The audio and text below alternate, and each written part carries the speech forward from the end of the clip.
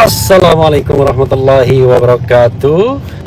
Sobat RH sekalian, jumpa lagi kita di channel yang keren ini, keren cadas.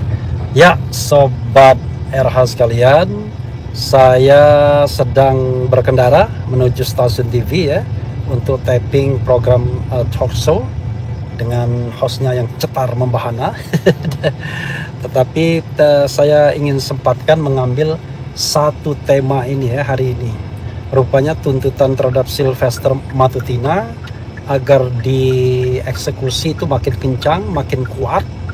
Dan hari ini emak-emak geruduk Kejaksaan Negeri Jakarta Selatan agar Sylvester dieksekusi. Memang agak aneh juga, kok tidak dieksekusi setelah putusannya inkrah.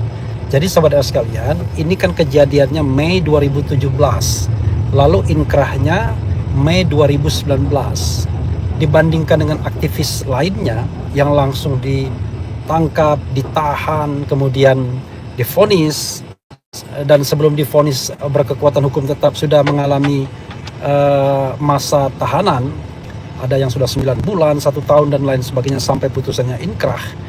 Maka yang dialami Sylvester termasuk istimewa, pakai telur ya, yaitu tidak dieksekusi walaupun putusannya sudah berkekuatan hukum tetap. Jadi kalau dibandingkan dengan Edi Mulyadi, dengan Syahganda Nainggolan, dengan Jumhur Hidayat, Habib Rizik, Habib Bahar, menurut saya ya apa yang dialami Sylvester jauh lebih enak gitu ya.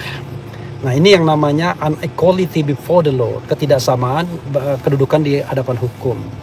Kita harus sekali lagi ya bedakan sobat era sekalian antara kasus hukumnya sendiri dengan sesuatu yang sudah inkrah.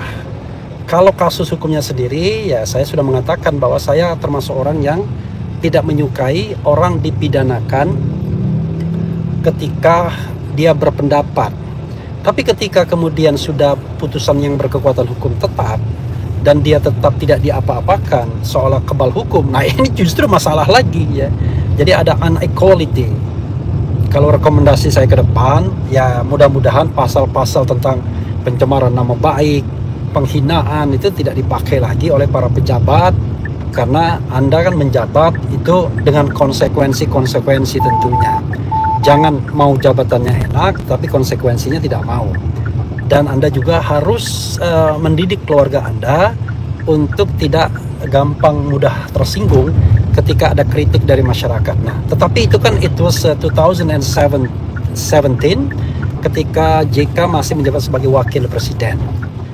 Ketika JK tidak lagi menjabat sebagai wakil presiden, kemudian ada wakil presiden baru, Ma'ruf Amin, Jokowi masih berkuasa, kemudian Sylvester tidak juga dilakukan eksekusi, walaupun inkrahnya Mei 2019 pada masa akhir pemerintahan JK misalnya.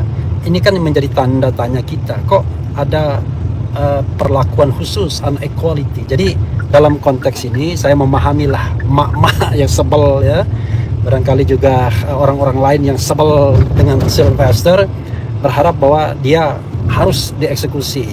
Tetapi sekali lagi saya mengatakan bahwa saya setuju eksekusi karena putusannya sudah berkekuatan hukum tetap. Jadi dalam kasus seperti ini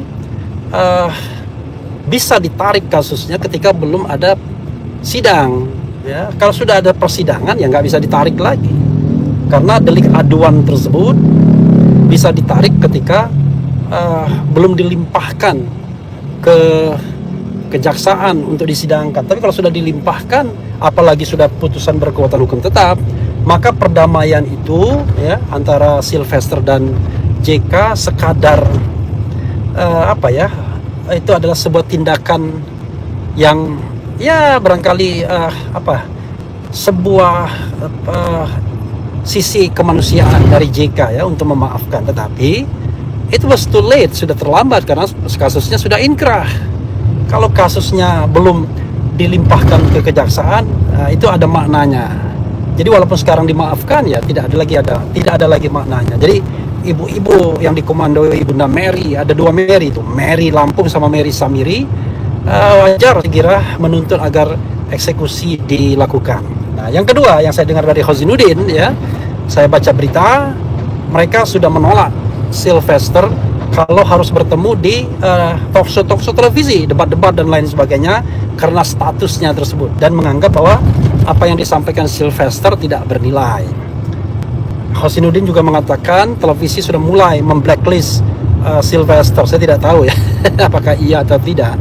It is not my business. Kadang-kadang televisi memblacklist orang ini kalau memang alasannya alasan seperti ini masuk akal, karena dia sudah sudah terpidana ya dengan putusan yang berkekuatan hukum tetap. Tapi kalau dia misalnya di blacklist karena pendapatnya, ya saya tidak setuju ya. Pendapat itu bisa pro dan kontra, tetapi tentu televisi juga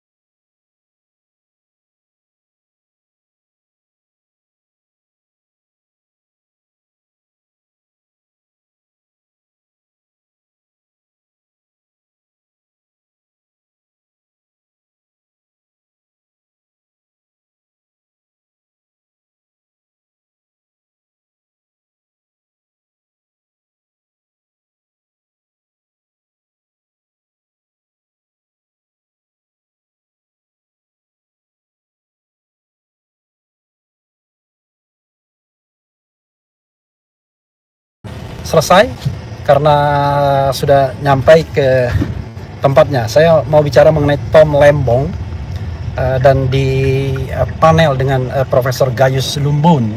Berbeda pendapat boleh, berbeda pendapatan juga boleh. Yang paling penting adalah peace ya. Kita bicara tentang menegakkan hukum di alam yang mudah-mudahan terjaga demokrasinya ini. Wassalamualaikum warahmatullahi wabarakatuh.